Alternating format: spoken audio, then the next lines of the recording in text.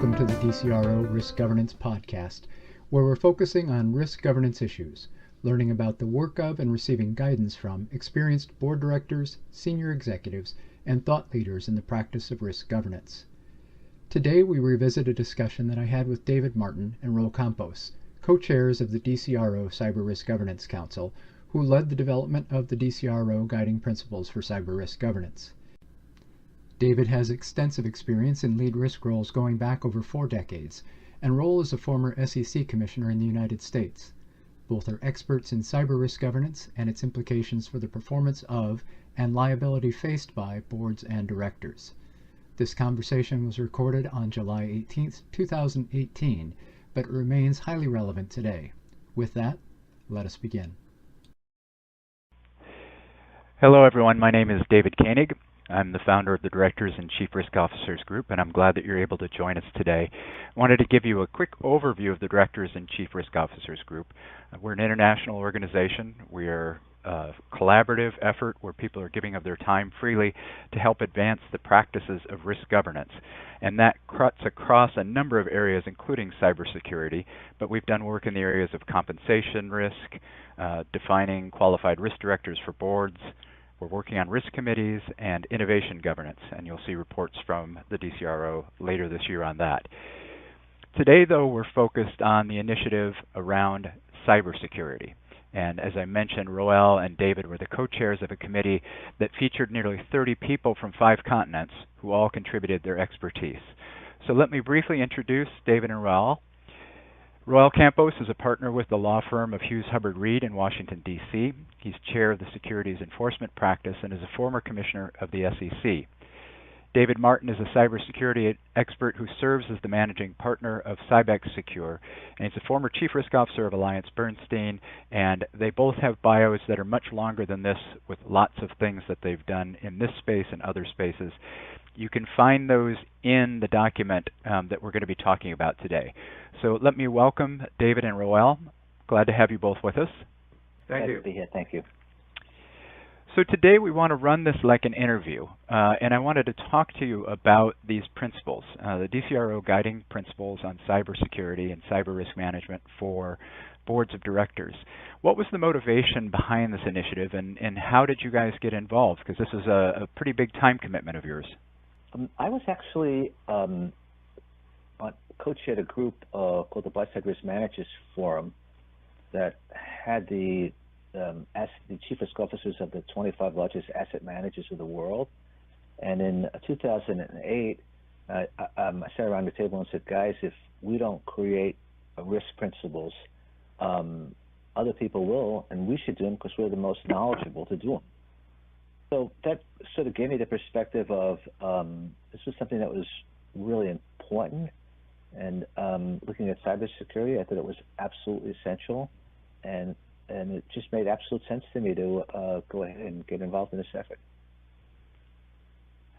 Well, I started being interested in cybersecurity because it became such a exposure and liability to public companies and their boards. And so I started looking into it as a practice matter to serve my clients and those who I advise. It turns out that David and I had collaborated. David had been one of my expert witnesses in a proceeding that we held, and we've got to know each other very well. And I came to realize what a great fountain of expertise David was in terms of enterprise risk and the different areas. So we decided to work together on promoting the area, and we wrote an article prior to the one that we are dealing with here today on cyber risk, and did a primer for boards in managing cyber risk. And so along the way, David Koenig became acquainted with us, and we were very happy and anxious to provide some service to the committee and to put together what we thought collectively from all of the expertise involved with the group to put together these particular principles, and it's been a great joy to do so. Well, and it sounds like both of you saw a motivation for this, either in stories or experiences. Are there any that you can relate to us from your clients, or maybe not necessarily directly from your clients, but from other experiences you've heard about, positive and negative in this space? Well, I can just tell you my first experience in this space was actually 25 years ago. I was the enterprise risk manager for Citicorp, and I had read this book called Takedown. And they eventually made a movie out of it, but Tatsumu Shimamura, who was a professor at MIT, was actually being hacked by Kevin Mitnick, who subsequently went to jail and now has a cybersecurity consulting practice. But I actually hired Shimamura to come in and hack Citicorp. So my involvement with cybersecurity goes back, almost 25 years at this point. Well, I don't go back that far, but not that I'm, much younger than David. But I was in blissful ignorance, while David was in knowledgeable pursuits. Essentially, from my perspective, it just became an obvious area that boards and other clients were concerned about. And then when recent episodes occurred, like we've all read about Equifax and Uber, and the depth of problems that those particular instances created, for the board, for disclosures, concerns on the part of the SEC, as to whether certain disclosures regarding hacking should be made earlier. Insider trading, all of those things just led me to this area, which fraught with peril, essentially. Well, and the level of interest in the publication has been extremely high. I think of all the ones that we've published right now through the DCRO, this one has got the most attention, and so that must be a suggestion that there's an issue that a lot of people recognize.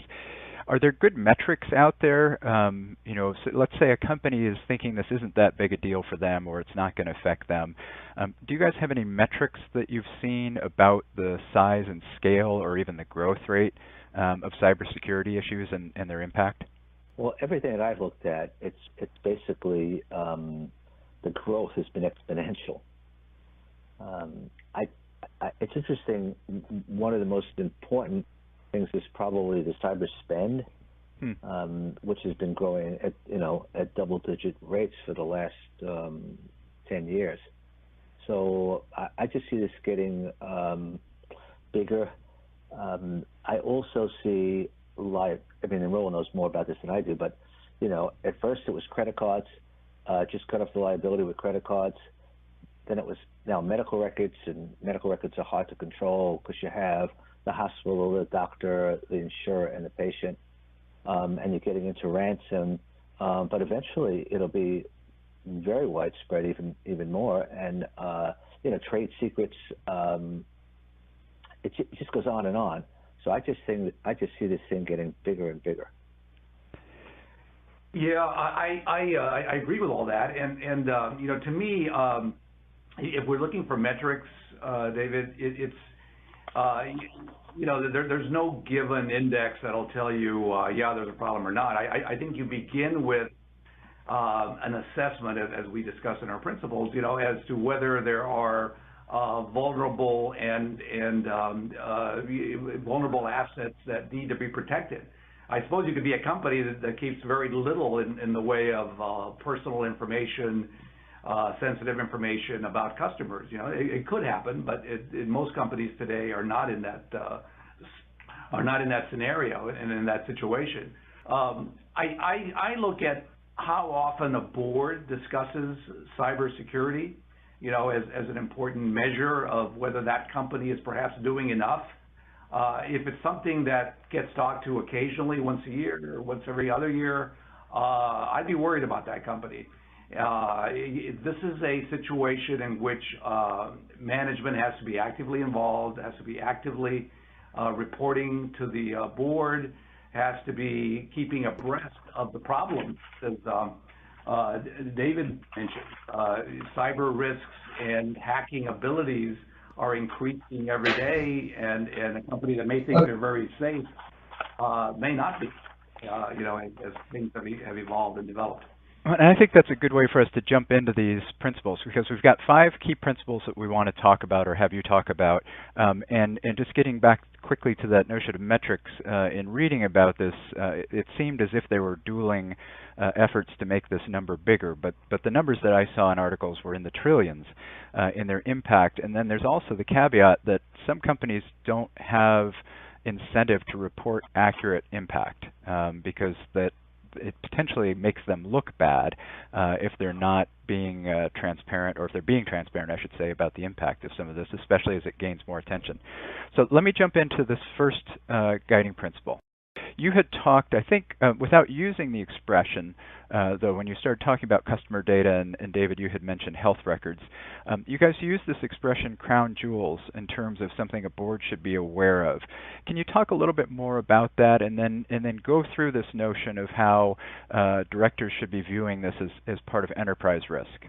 Yeah, let me take a step back on this. When I look at errors, I think of things in terms of errors of commission and errors of omission. An error of commission, you looked at it, you went the wrong way. An error of omission, you didn't even look at it. I can live with errors of commission. I just can't live with errors of omission. So if you take that philosophical bent and apply it to cybersecurity, at the end of the day, what is it that you're trying to protect? And then are you developing appropriate strategies against that? Because it's not if you're going to get attacked, but when, and you can only guarantee a timely and appropriate action. So the way I think about it, and Roel, I talked about it with the committee, it's really what are the crown jewels? What are the most important things that you're trying to protect? How are you going to mitigate, the risk? And, what are your specific plans associated with each? And David, is that being done at risk committees, or where do you see that being done? Is it board as a whole conversation? First the first question is it being done? Okay. Are people having these kinds of discussions? And then at the board, and then we're at the board. I would say that my experience consulting with major firms on this, people are getting boards are getting better at it, and the CTOs and CISOs are getting better at identifying what the crown jewels are. But there's still somewhat of a disconnect. For example, how many people compare the specific assets that you're trying to protect, the most important ones, and then compare that to the budget that you're spending, saying, hey, we're allocating this budget based on the most important assets that we're trying to protect. So, it's one thing to identify, but then, okay, now that you've identified, how are you approaching it in a rational way? And Roel, if you were a company that is looking at these issues, where do you start? I mean, part of this first guiding principle is to develop specific plans associated with each approach. Let's say they haven't even gotten started on this; they're just now recognizing it as a board issue. Where would you tell them to start? Well, first you have to recognize that cyber security is part of the overall enterprise risk matrix, right? So hopefully most companies have some approach to mitigating risk, right? You're aware that weather disasters can occur. You're aware that there might be an interruption of some type of essential services, utilities. You might lose power, therefore having backup. All of that hopefully is something that is in the in the consciousness of most management teams and companies. So from there you go to cybersecurity. I would think would be a logical place if you don't already have it. And I think what you need is to have the senior management team very aware and have an approach through their their IT, through their intellectual property. If they don't have a CISO, they certainly have some sort of a risk officer, and you would ask for a set of approaches and plans to be prepared, and then you would enter into this first principle. What are the crown jewels? What are the assets that are vulnerable that would cause huge disruptions and potentially create huge liabilities for the company? Once you have your arms around that, with your people in the management team, then you have to involve your board and then set up a board process where the board oversees what management is doing, sets up accountability, sets up a reporting situation. So we can get into a lot of details here, but essentially, I think it begins with senior management, and if senior management isn't doing it, then one of the leaders of the board, the chair, or another lead director, needs to engage management and begin the process and to integrate cybersecurity and the approach within the enterprise risk function.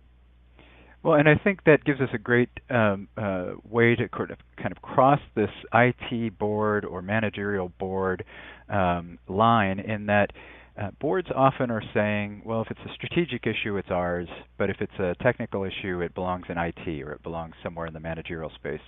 But the second guiding principle that came out of your work with the council seems to suggest that we have to be viewing cybersecurity as both strategic and managerial. So can you talk a little bit about what that change of mindset is? There are 5 other bullets that came along with this, along the notion of this being strategic. But what's the main gist there? How do you get a board to see this as a strategic issue? Is it just through example of brand damage, or what's the best way for them to understand? It's interesting when you say that. It goes back to my, I guess, early days at Citicorp. And Walter Wriston, the CEO, used to say there's nothing wrong with risk as long as it's managed. Now, that maybe have come a little bit further these days to there's nothing wrong with risk as long as you get paid for it. But in a sense here, what we're really talking about is with cybersecurity, look, this is not a technical issue. It's a managerial issue, and you need to manage it. And you need to have all the things that relate to good management, accountability, attestation if you need it, awareness and training, some testing, and, how do you deal with a crisis? Because you're going to have to deal with it at some point, so you might as well get ready for it beforehand. So I see this more in terms of leadership. And I also, just as an aside, think that companies have to have, and I think, Roel, you coined this term, a cyber lens. You have to see things through a cyber lens. You have to understand that there's a balance between innovation and risk. You have to think about it from an HR perspective in terms of the people that you employ and the training that you give them, because this is an issue that's going to be with us for a long time, and we need to manage it. I think that the concept of strategy exclusively being on the side of the board and managerial being on the side of the management team is no longer so sharp.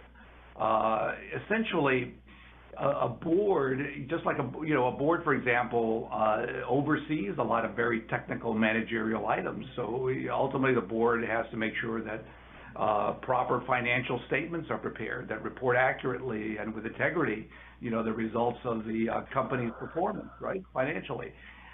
Here, they have this is the board now. They have a duty to investors. Fiduciary duties to make sure that valuable assets on the part of the company are protected. Therefore, they're protecting the value, the overall value, capitalization of the company. So when they go past that line and hold management accountable, that's entirely appropriate. What is management doing to protect valuable assets, or the most valuable assets? And cyber is a way that they're exposed. You think of it metaphorically as a window that's open, right? What are we doing to close that window as much as possible and keep the blizzard out? Just to extend that metaphor. So this is very appropriate, and boards are more and more having to cross that line. Cyber is just one of the latest areas, but it'll happen again as other threats to the enterprise and to assets arise. So this is exactly what we were trying to reach in this second principle. Yes, delegate management needs to bring in the technical expertise, including going outside and getting expertise when appropriate, but they need to be accountable to the board. They need to report. They need to attest at times, and they need to worry. You need to have a plan for a crisis. If as we keep saying, when the cyber breach occurs, because it's a matter of when. So I'll at that point here. Yeah, and there's a common theme I see through the guiding principles that have been coming out. Now, all our guiding principles are built from the ground up with people's experiences and bringing their best practices together. So, we know that these aren't just things we're putting out there to say you should do this. This is from people who actually have to deal with this. I think the people you had involved in this council are quite impressive. But a common theme I see across these guiding principles that are coming out of the DCRO is this notion of boards attesting or boards making statements that they are handling these things. And so I'm glad you mentioned that, and I'm glad that's included here. As soon as you sign your name to something, you know it's important, and you know you want to have it be right. So I was glad to see that there. So another thing that we try to do with all these guiding principles is to make sure they're practical. We don't want somebody to pick up these documents and say, well, that's nice, it's fluffy, it doesn't do much for me other than give me some talking points. We're really trying to get stuff that boards can put into action. Pick this up, start your work on this particular issue. And this third guiding principle starts to talk about that. But I think the 3 lines of defense is something that most risk people are familiar with. But either of you, David, maybe do you want to expand on what you mean by having these 3 lines of defense around cybersecurity? Sure. So level 1 is generally risk identification and assessment. Usually goes with the business line itself and with the technology area. Level 2 is oversight, strategic oversight, constructive challenge, and integration into operational enterprise risk. And level 3 is usually the audit side, which provides some sort of assurance. So with cybersecurity, you want to see 3 lines of defense. Now, it gets very fuzzy, and this is relatively new, because you can go to a lot of risk management CROs and departments, and where they, what their responsibilities are for cyber is fuzzy. So we thought it would be very important to sort of enumerate, what they should be focusing on, which again is the, oversight and constructive challenge and the integration with operational and enterprise risk. I mean, this brings another issue that people talk about, like CISOs, Chief Information Security Officers. Where should they report? I've seen surveys where maybe 65% report to the CTO, 20 to 25% report to the COO, 5 to 10% report to the CRO. And people say, well, I mean, if the CISO reports to the CTO, that's a conflict, right? So how do you govern that? What are the issues surrounding that? One might be to have the Security Information Committee. But the point here is that you want to manage it within 3 lines of defense and somehow or another bring it together so that you can avoid conflicts and everybody's on the same page. It's interesting that we talk about intelligence-driven strategies, and I have to thank Kevin Brock, who was on the committee and who actually created the FBI's counterintelligence unit after the 9/11 attacks. And he, the perspective there is that he brought was, hey, look, you got to be proactive as opposed to reactive, okay? And you got to be out there anticipating and understanding what's coming at you so that you can get ahead of it. And we thought that was a very important point, and we wanted to put it into the principles, and you see it here. And Kevin was at the FBI, right, David? Yes. Is that where he was doing that work? And I think that's an example, again, of the kind of people you brought into this initiative. So there's an incredible amount of thoughtful guidance here. So this last 3B is along the lines of resiliency, I think, is what we're getting at. So you're constantly adapting but you're constantly gathering information, so it's not all reaction. Some of it's anticipating to the extent that you can. So, Roel, you had talked about opening windows, or windows that were open, I should say, and I think this fourth guiding principle talks about where many of the windows are open within organizations, and that's working with third parties. They can both attenuate risks and exacerbate risks. So can you talk just a little bit here about why third-party vendor relationships rose to the level of a full guiding principle, and as opposed to just a bullet point somewhere? Yeah, we thought a lot about it, and really the major reason is that so much of cybersecurity today is based on outside contractors providing, the software, providing data, that may be purchased, that may be used. So you have all of these. Again, maybe I'm a guy for metaphors, but you have all of these pipes coming into the company, essentially, right? And it's not whether it's almost a necessity, because most companies are not large enough to be able to have all of these capabilities in-house. So you have to bring in a McAfee, you have to bring in a particular consulting group or some other group, like one I just spoke to recently, is creating virtual desktops for a company, right? Just to add another layer of defense. And so all of these contact points end up being very critical and bring in all these other exposure points. And so you multiply them, if you're doing it mathematically, you're just multiplying the combinations of the places where things can go wrong. So it becomes another management issue, right?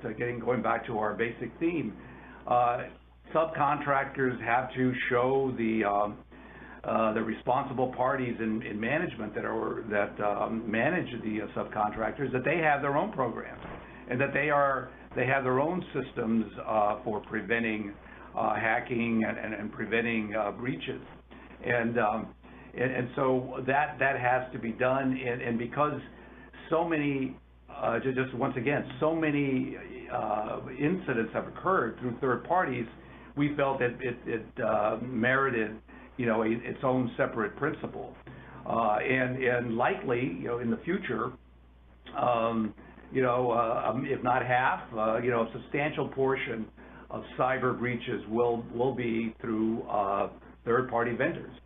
So anyway, it's very important that this be managed, that this be elevated, that there be, depending on the number and the importance, that there be very specific individuals within a company accountable, and the boards themselves need to be asking questions, again, about third-party vendors, which is why we elevated it to a principle.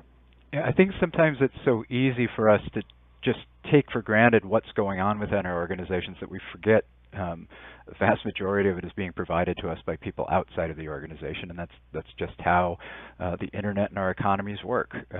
So it's important, I think, that you did raise it to that level of a guiding principle. So let's get to this last point here, which is on culture. We talk about risk culture, we talk about corporate culture, and sometimes it's a very squishy subject and we can't really put a handle on it. But you guys have tried to suggest to people how that culture is communicated. Do either or both of you want to talk about this? Does it relate to the duty of care of boards, legal liability for directors? What's the main guidance around culture as well as the motivation for it? So let me give you my perspective quickly.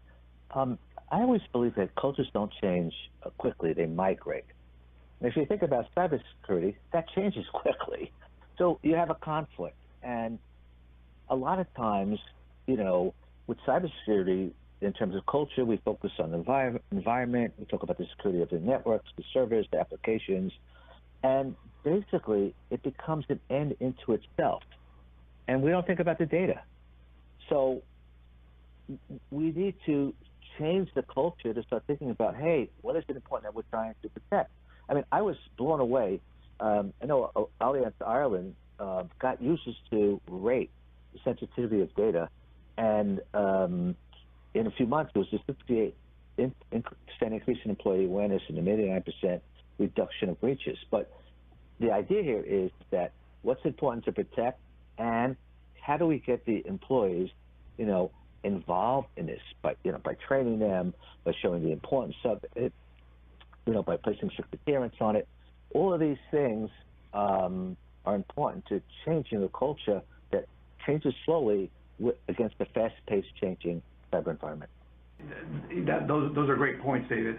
When I was an SEC commissioner, I served immediately in the aftermath of the Enron scandal, WorldCom, and those. And I joke around that in those days frauds were straightforward. People just invented numbers, in terms of their financial statements. But so one of our missions became, how do we change, the culture of integrity, and why isn't it already there, right? So these were substantial questions and puzzling questions, in particular, particularly involving large companies that you would think would be better at this. So we began, and I think today it's, it's pretty well standard lore for boards and others, and that integrity begins at the top, right? Fixing the tone at the top is everything, right? If you have, in my boards, I make sure, and I raise it if it isn't, that the CEO's picture, with some statement saying, we do everything honestly here, if you're not sure, ask about it, Anyway, these kinds of things need to be littered all over the workplace, in the bulletin boards and others, reminding folks of their duty to be honest and support integrity. So cyber, is one of those things that needs to begin at the top.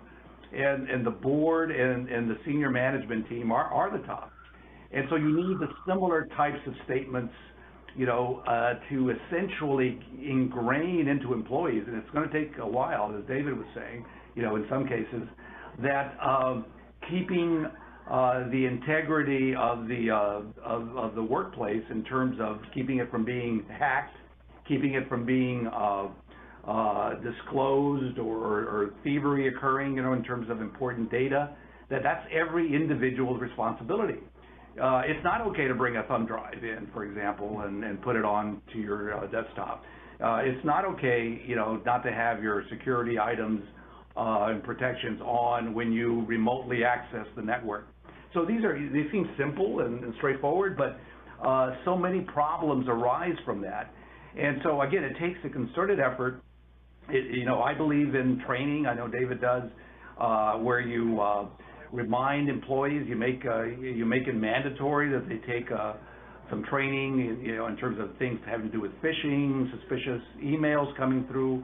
All of these items are actually, responsible for a huge majority of the successful cyber attacks. And employees just need to be reminded over and over, right? I mean, everyone has a family life, everyone has interests outside of work, everyone isn't always totally focused. And this is why this culture has to be developed. It is ultimately the best shield is if people, down to individual employees at all levels, understand that it's their duty to protect the company in this way. Let me just quickly comment on that one point, if I can. When you talk about shield, I think about what's the best protective system out there? It's probably the human body's immune system, and there's three functions: sound the alarm, solve the problem, and recover and remember. Right? You have these white blood cells that perform that. But if you think about culture and you think about employees, they have to, they're the first line of defense. They have to sound the alarm. The problem needs to be solved, and then we have to recover and remember. So it just goes back to Roel's point about how important the tone at the top is and how important it is to get the employees involved in it. And I think, David, just to echo some of what you guys were saying earlier, is that we have to understand no matter how good all of our systems are, they will eventually be compromised. There are just people always innovating ways to compromise the systems, and so the preparedness in terms of how you respond is also essential. And I think that was some of what you were trying to say there with how the body remembers. This is a big thing. This is a lot of work. Board board duties, the responsibilities of a board member are growing, and I think that if there ever were days that you could phone it in, those are certainly gone. And this is just one area in which there's greater responsibility under the definition of care and the duty of care that board members have. So you guys had a great group together on this. If you haven't downloaded this document yet, DCRO, it's dcro.org. Just click up on the menu that says Guiding Principles. All of this stuff is designed to help boards be better at taking risk and organizations better at taking risk, which means better at pursuing what their objectives are. And again, this is all people from the industry contributing their experiences, and I'm very appreciative, David and Roel, of the time that you and this Governance Council put in. I know it's a big commitment, and so I hope it's been valuable for you.